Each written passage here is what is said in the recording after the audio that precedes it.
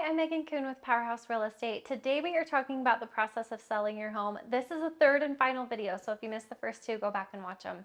Today we're going to talk about the process of listing from the time that the home goes under contract until it closes. So we've already talked about getting the home ready to sell, when you're doing showings and buyers are walking through, and now we're going to talk about the process from you have an offer in hand to the time that the home closes and you move out.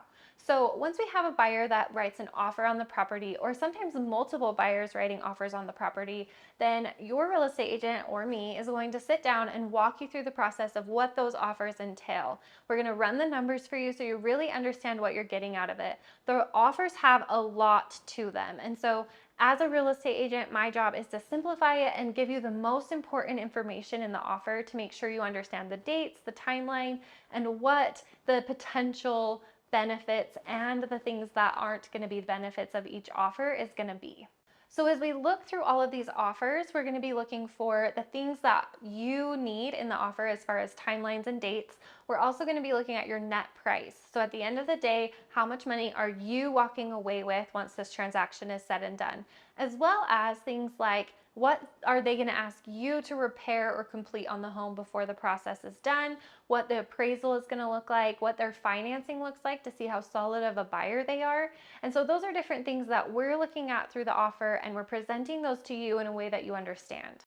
Once we decide on an offer, we come to terms with a buyer, then the offer is accepted and we're able to be under contract. From this process on, your job is going to be simply making sure the home looks good as the buyer comes through for their inspection and their appraisal, but then also just packing up and getting ready to move by the time that we close on the home.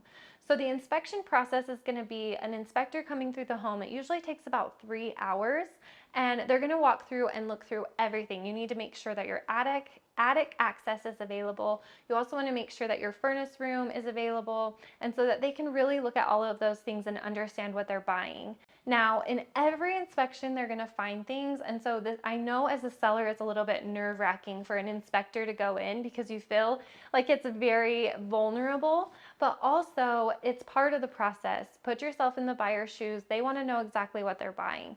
Now, that doesn't mean that they're going to come back and ask you to fix everything that comes up, but it is going to give them an opportunity to make sure that it's a home that they're comfortable purchasing, even with the bad things that they might find. The inspection doesn't go to the lender or the city, so the inspection doesn't necessarily determine whether they're going to purchase the home or not. The inspection is mostly just for the buyer's records, so keep that in mind as well. Now, the appraisal is a different story. The appraiser is going to come through and they're going to determine the value of the home. This is required if the buyer is getting a loan. They're going to give that appraisal to the lender to make sure that they're not taking out a loan for more than what the home is worth.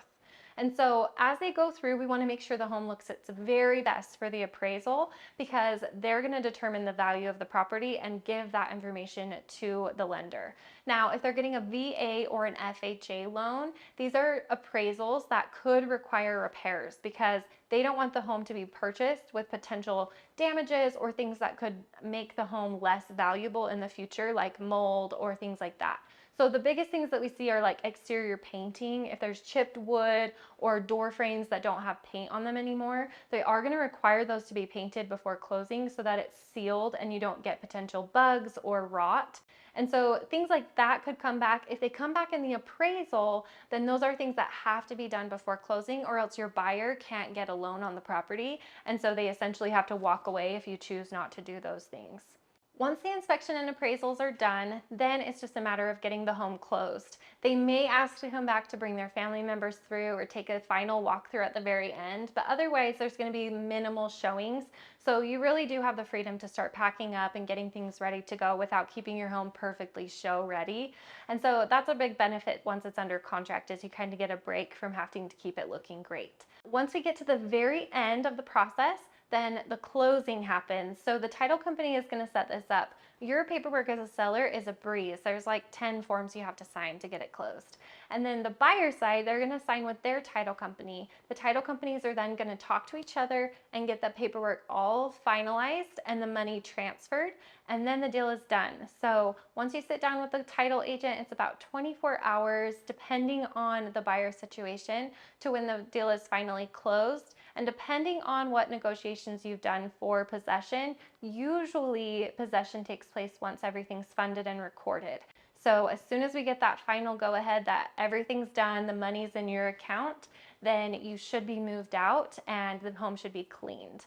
Now, the condition that you should leave the home in as far as cleaned is going to be broom swept, is what our contract says. So we want the home to look like in the condition that it was last shown in. So no new holes in the wall. So if your couch goes through the wall when you're moving out, make sure you repair it. But also just do a quick clean. It's just nice for the buyers to move into a clean home, as well as it is on the contract that the home will be left in broom swept condition. Now, one thing I recommend as an agent is to hire cleaners. I've moved myself a few times and I know how overwhelming it is, especially at the very end. It always takes longer than you think and you are exhausted. So hire some cleaners to come in that last day and just do a good clean for you. That's going to leave the home in a great condition for the buyers, and it's also going to take a lot of weight off of your shoulders, because once you get all of your stuff out, the last thing you want to do is go back through and do a good cleaning. So my recommendations would be to hire a cleaning company to come in and take care of that for you, but at the least make sure that you are leaving it as the contract states, broom swept. Thank you for watching this series on selling your home. I hope you learned something new. If you're ready to get the process started, or if you have more questions, feel free to reach out with me. I'd love to meet with you and talk you through the process. My name is Megan Kuhn with Powerhouse Real Estate.